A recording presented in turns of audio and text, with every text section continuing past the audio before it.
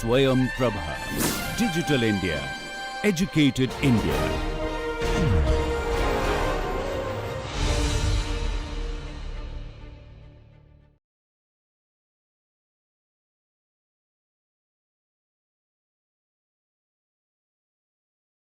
Hi, good morning, everybody. Just as background, my name is Vishesh Rajaram. I run a fund called Special Invest. We invest in science and tech. That's the only thing we do. Of course, we come in very early, pre-product, pre-revenue, and therefore we work with founders in their journey of building out an institution.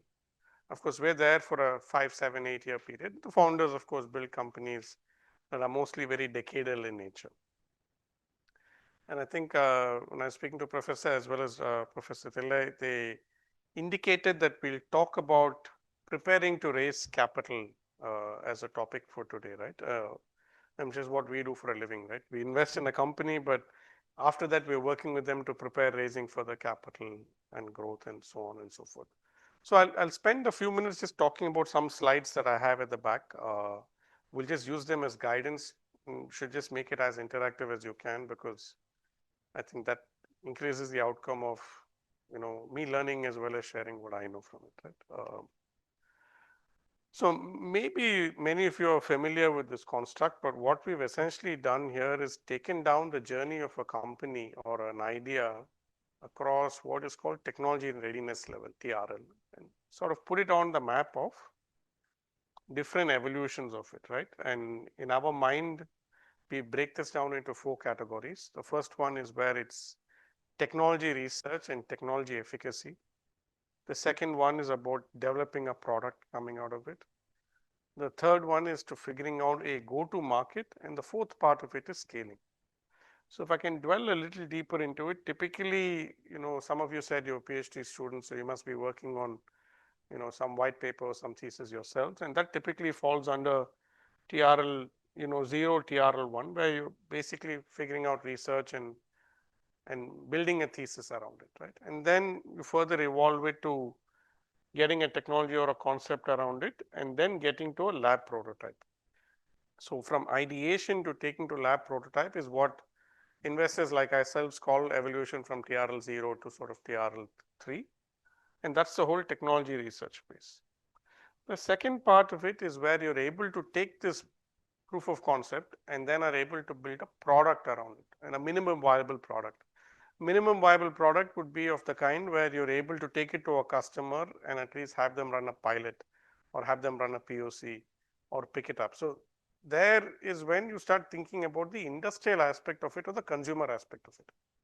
All along in TRL 0 to TRL 3, we're largely thinking, oh, I know something and I can build some technology around it. Okay, I'm a PhD in chemistry, I can build a great battery around, right? That's the technology research side. But I can build a great battery is very different from you need a battery that you can use in your scooter or wherever and pick it up and run. I think that evolution is what we sort of call product development, where you're going beyond the lab, you're building a product, but more importantly, you're talking to customers. You're understanding what they want, and then you're building a product that they need. And these are, I think, the most painful parts of the journey, because till you sort of cross this point, whatever you want to build is just your dream, your view, your vision. There's nobody out there saying that they'll buy the product and they'll pay you. It's after this blue part, which is when you're sort of going to go to market and scaling, is when there is some evidence saying, yes, there is a market, customers need this, they want to buy this, and they'll pick it up and run. And the fourth piece of it is the green part, which is, you got an idea, you built a product, you've taken it to customers, they want it. Now then it's about rinse repeating or scaling the business, where you're essentially growing from 1 to 100. Everything else between red to sort of yellow is what we call 0 to 1 in our world. Now this part, I think most of you may be familiar with already, or this part is reasonably familiar, because this is just the evolution of how the company itself grows. Now, if we were to look at this with a slightly different lens, which is to look at it from the lens of risk, because whenever you want to raise capital and whenever you're raising capital from somebody else, they are looking at this whole situation outside in. you're looking at the situation inside out. Our inside out view is I have tech, I'll build product, I'll take the product to customer will buy, then I will scale. That's an inside out view. The outside in view is, oh, this person has a technology not proven, there's technology risk. This person has to build a product, so there's productization risk. They have to take it to market, there's whole market risk, then go to market risk sits there. Then scaling risk, do they know how to scale? Can this business be scaled? Are there enough customers and all of that? So an outside in perspective then sort of breaks it down into technology risk, commercialization risk, which is the product development risk, market risk, will you be able to scale up? Is there enough defensibility? Is there competition? So on and so forth. And capital intensity, right? So these are sort of the 6 big buckets of risk that we think outside in. Now, I think the biggest lessons I've learned from people is that when you talk to somebody or when you want to do business with somebody, always also look at the entire proposition from their standpoint. And therefore, coming to the topic of preparing to raise for venture capital, right? With that, so I'm just sort of setting the preamble for the whole piece. Who are venture capitalists? Venture capitalists are essentially a group of investors who have also gone and raised money from somebody else to invest in startups, and they come with a finite period of time, maybe 5, maybe 10, maybe 12 years. But within this time frame, they also have to invest in a company. Hopefully the company does well, they'll get money back. They will send it back to the investors. That is their business, right? So you have to now start thinking that they are worried about the risk of the business. And if I am approaching them, I have to talk their language of how I will address or kill each of these risks. So when you think of building your business plan, etc., and sort of present to VCs, you have to sort of address each risk on how you will mitigate or build towards it. Of course, different businesses will be in different stages, right? I mean, if you're a early stage company, you just take one of your PhDs, you're just taking it out of the lab, then talking about scale up risk is of no use because you're not there yet, right? Then your focus will be all on technology risk and defensibility, right? How are you building something so good, so different that nobody else can build, and why is it so different from somebody else? So, of course, and then if you're at a stage where the technology is already developed, then you'll focus more on, how will I commercialize it? What are customers saying? So on and so forth. So therefore, you have to start thinking about preparing to raise for capital by first understanding the counterparty, who is the VC, what are they looking for, and how do you then position yourselves. So that's sort of one first principles, and the logic or the framework that we generally suggest for founders to consider is to look at it from a risk framework, to saying what is the stage of the business, what risk are we at, how are we looking to address this risk. The second element when you're starting to think about fundraise is really how much money do you need, what do you really need it for, right? How long will it last, what do you want to build? If you're raising money today, you're not going to raise money for 5 years, right? You're typically going to raise money for the first 2 years. Typically in our industry, you end up raising money every 2 to 2.5 years. So best case, you raise money for about 24 months of runway or 24 months of capital. Therefore, the most important element to then think is build across this entire chart, or more importantly, build across this entire chart, and then build a framework for saying how much capital and time is needed along this journey, which means how much capital do you need to go past technology research, how long will it take, what are the steps towards it. Similarly, how much capital do you need for product development, how long will it take, what do you need for it, and then so on for go to market and scaling. I believe if you're able to build that framework or that sort of graph that shows a direct correlation between capital, progress, and how risk reduces, then it sort of becomes very intuitive for the venture capitalist or for the investor to say, okay, this is the nature of the business, these are the risks that sit in it, this is how capital will be used to kill risk at every level. And that framework therefore becomes very, very important. I can give you some examples. I think we're very fortunate. We've invested in a company called Agnikul Cosmos. Further down the road here, I think they initially started off at NCCRD. This is a company that wanted to build rockets. So when they started to sort of look at this from the framework, they first spent a lot of time understanding the customer and the market, because that's ideally where you want to start. You want to know something about the customer and the market segment, and then you want to build a technology or a business around it. So in the case of Agnikul, their proposition was to provide rockets to take satellites to space. So when you spend time on the satellite market, we then learned that satellites were becoming smaller and smaller. From very large satellites, about 500 kgs to 2000 kgs, they now became 50 kgs in size. Now, rockets, however, remain to be very, very large, and therefore, for a small satellite to go to space ended up taking about 18 months, because large rockets took more time to build. Therefore, they realized that if they are able to offer a rocket that can be built very quickly to take small satellites to orbit, there is a big opportunity for them. Then they came back to think about, how do I build rockets very quickly? I think one of the things they figured out was that they could use metal 3D printers to 3D print the entire engine. So today they print the entire engines in about 3 days, as against it taking about 4 months for most others in competition. So therefore, they identified a technology whereby they could bring down the time to build a rocket and offer rockets to small satellites to go to orbit. Then they sort of broke it down across these phases. So we're still in sort of product development and go to market phase, but they broke down the amount of capital and time needed for technology. They broke down the amount of time and capital needed for product development. In fact, our first investment in that company was about 3 crores. It was not more than that. But that was just enough capital to move from TRL0 to TRL3. Of course, between TRL3 now and TRL7, they've raised over $40–50 million of capital. But they've raised it at every stage. At every TRL level, they've raised more capital.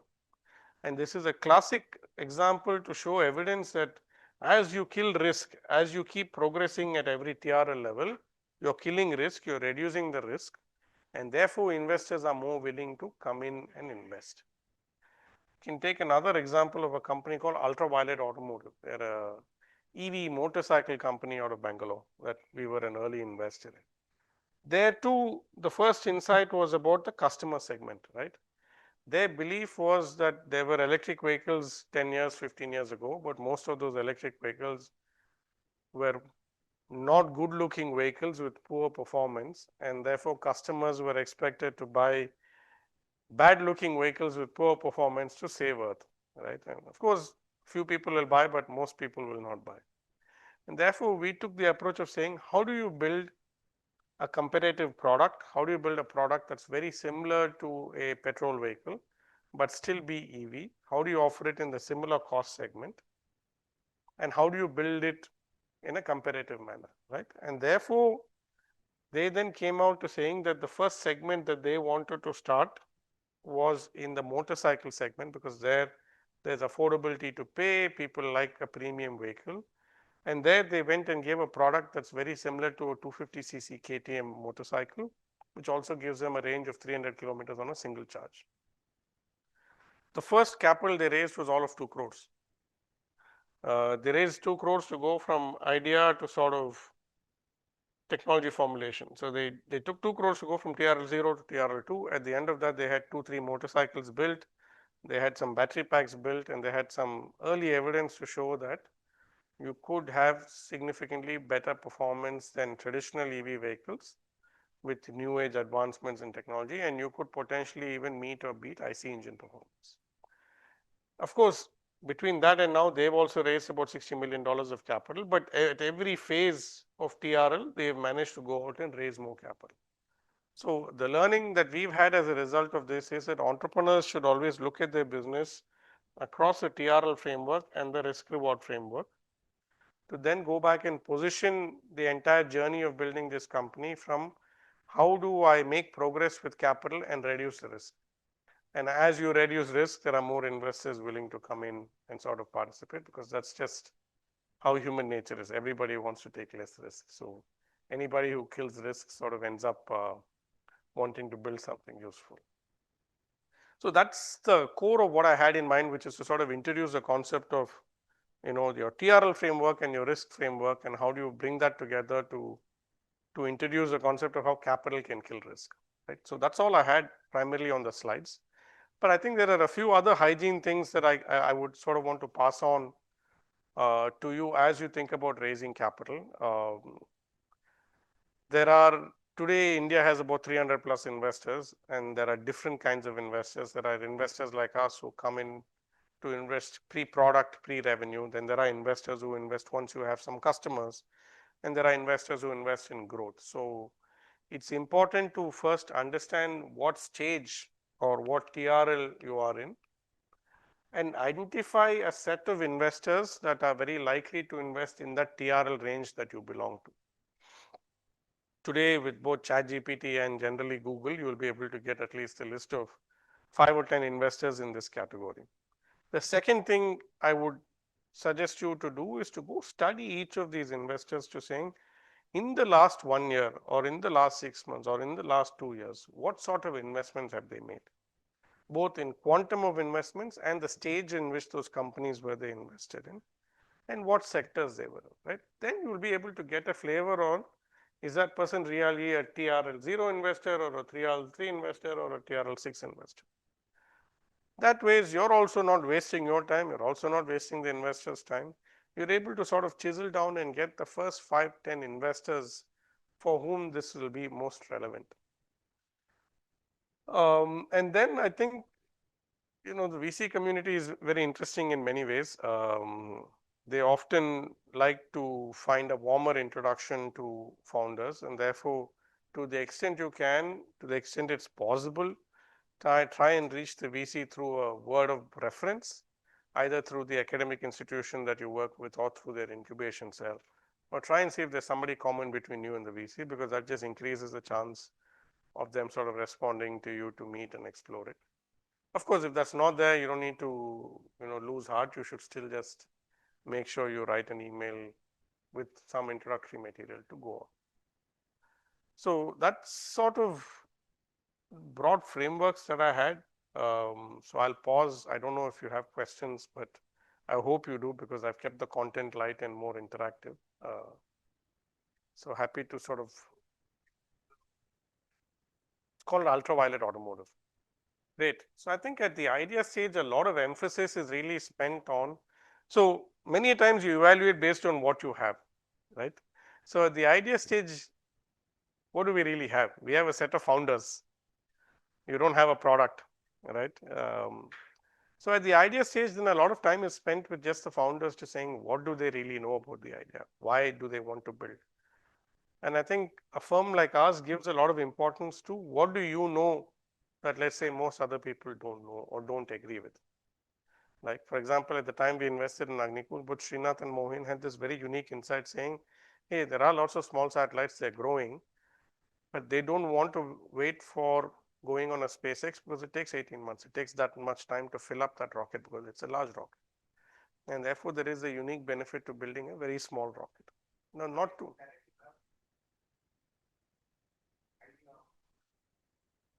That time you have some idea of the technology you're building, but at least that market need is very, very clearly established, and it's not very obvious, number one. Number two, then you start to spend time on how much do these founders know about this business, that the product or the technology they want to build.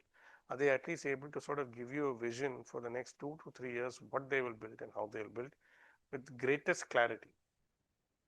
Because that's the confidence that I can get from them saying, okay, boss, this person hasn't built a motorcycle, but has very high clarity on what they will do over the next 36 months to build the motorcycle. And then I will step back and saying, if they build the motorcycle, will it be worth it? Will it be worth its while? Are there enough customers? Will it grow large enough? Will it be profitable? Will shareholders make money? That's my job. But what I'm going to absorb from the entrepreneur is, what do they really know? And how much clarity do they have towards what they're building towards? And what is their past track record in this? See, sometimes people also don't have track record and they're able to do it. So, but many times it's especially if you're building a science-based startup, then, for example, I'm actually not an engineer, so it's very hard for me to come and build a science-based startup because I don't come from a certain domain. But very often a lot of reliance and trust is then put on the domain understanding that the founders have to build it. The other important piece, and I missed talking about it, is to make sure that, see, this whole entrepreneurial journey, I've been investing for the last 18 years, is actually a very, very painful, underrated journey. Of course, the media doesn't make it look like that, it makes everybody look like a superstar. But there are more bad days than good days in this journey. I think, therefore, we normally encourage all our founders to make sure that they at least have 2 founders or more. One, I think it just drives better outcomes, because otherwise it's just too much risk on one person. At least if there are 2, then it's easier to share the pain. So that's the other piece. Ideally, we recommend all of our investors at least have 2 men. There are people who have even 4, but at least have 2, because a single founder then becomes, it's just a very, very hard journey to do it all alone. It gets very lonely. So I think, see, TRL4 typically, I think the only distinction between TRL3 and TRL4 is at least if there's some customer understanding. Building system is one thing, but building system that fits into the customer's workflow is a very different thing. So I think that's the minute you start talking about product development, you start thinking about a customer being in the background, at least you're understanding what the customer's environment is. How do you install this product there? How it fits in their workflow? How will they benefit of it? What economics is it for them? Right. So that lens, at least that knowledge and that overlay needs to start coming once you're crossing technology and getting into product development. Yeah, I think by the time I think when you're developing a prototype itself, and my belief is that earlier you talk to the customer, that much better. Like, I'm a big fan of talk to customer at idea stage. I'll build something, but there needs to be somebody saying they want it. No, there are very few visionaries. In fact, there's only one visionary that I know that has built a product before the customer knows they need it, which is Steve Jobs. Keeping him out, I don't know of anybody else in my history where you built a product for me without me knowing I need it. Right? He's been a visionary, no doubts, but there aren't that many visionaries. Therefore, it's important to make sure you talk to the customer to saying, what do you need? How will you use this? What is your environment? Right? For example, we had a company that could make water from air. And one of our ideas was to actually go sell it to the alcohol industry or Coca-Cola, for example, right? Then when we went there, we figured out that for Coca-Cola, the groundwater cost plus purification is 60 paisa. And my best case is about 1 rupee 20 paisa, 1 rupee 50 paisa. Now, for a product that gets sold for 20 rupees or 15 rupees, or today Campa sells at 10 rupees, that 50 paisa, 1 rupee means a lot. But when we go and sell this to, let's say, a pharmaceutical industry, or let's say someone who's selling a liquid for, say, 1,000 rupees and not 20 rupees, then their ability to pay that 1-2 rupees extra is there. So it's important. Then I may have built this whole business saying Coca-Cola will be my first customer, but Coca-Cola will never be even your last customer because of the dynamics of the business. Then it's important for you to understand, okay, what does the pharma industry need? They have waste heat. Can I use that waste heat to build my product as against something else here? So it's important to get that customer insight. The sooner the better. You don't have to wait to talk to customers. I think our biggest learning is talk to customers even before you start, so that you know the audience you're building for, you know what they want, and you know how they'll use it, and you understand their economics. I think my life lesson is when you understand somebody else's problem and think of the whole thing from their standpoint, you're very likely to build something very valuable. Because if I need something and you know that and you're able to solve it for me, I'm definitely going to show up. I think slowly over time you realize you're never sure of any outcome, right? So I think when you start understanding that, you're able to deal with your anxiety better. I think particularly in the case of Agnicool, I think there were 2 or 3 drivers. One, I think we were very convinced that this was a team that was going after building a rocket which was very different from everybody else, number one. Number two, we were operating in an environment, in a time, in a country that had a lot of capability and experience to solve for space. If I was trying to do this in Singapore or Korea, then it's very different from doing this in India, because India has been among the early spacefaring nations. And I think it was also it wasn't sure when the timing, but privatization was imminent. Whether it happened in 22 or 20 or 30, we didn't know, but we said that it'll happen. I think that sort of led us to believing that this is a team that we really want to work with. Many a times at the stage we invest, it's all about, there's a lot of risk. There's technology risk, there's market risk, there's product risk, there's customer risk, there's capital risk. There's political risk, there's war risk, everything is available, right? At my stage, we're really looking for, is this a founder that I'm willing to work for the next 3 to 5 years? Do I believe in their capability and vision? That's all it finally comes down to at my level as an investor. That's what it comes down to. Yeah, there are 20 answers that lead up to that, right? All of the risks that we spoke of, all of those answers fit. Finally, it's all very much a qualitative. That's sort of how we took that decision. You're looking for data and signals and different kinds of signals. All of what you said are all signals. One of the signals we look for is we try and talk to a few customers, potential customers, saying, if I build this software product, will you use it? How does it fit in your workflow? How much will you pay for it? What pain does it solve for you? Who else is there in the competitive landscape?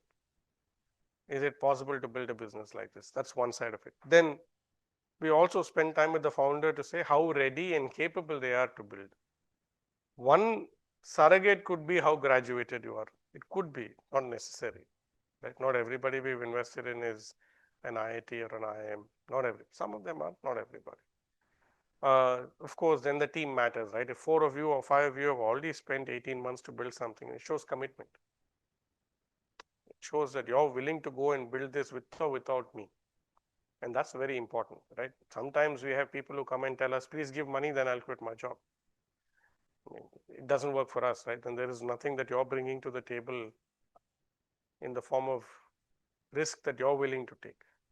So I think some of that therefore becomes useful data points or signals to evaluate the founders, to form a view on whether you can partner with them. It's very, very qualitative. There's no quantitative mechanism to say, yes, if 1, 2 is there, then we'll do it. There is a defined checklist, but the checklist is vague enough that you have to still use your qualitative mindset.